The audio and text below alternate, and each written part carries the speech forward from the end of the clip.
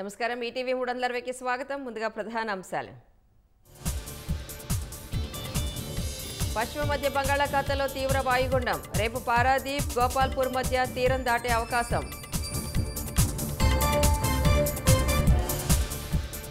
తీవ్ర వాయుగుండం ప్రభావంతో ఉత్తరాంధ్రలో భారీ వర్షాలు. విశాఖలో విరిగిన చెట్లు, అప్రమత్తంగా ఉండాలని సీఎం నిర్దేశం.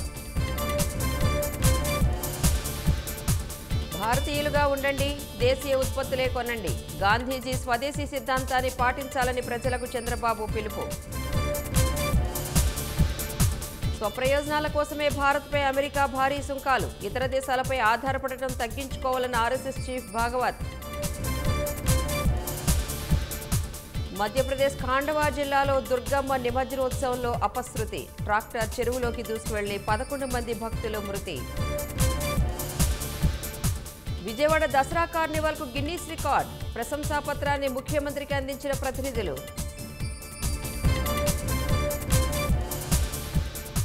దేశవ్యాప్తంగా అంబరాన్నంటిన విజయదశమి సంబరాలు.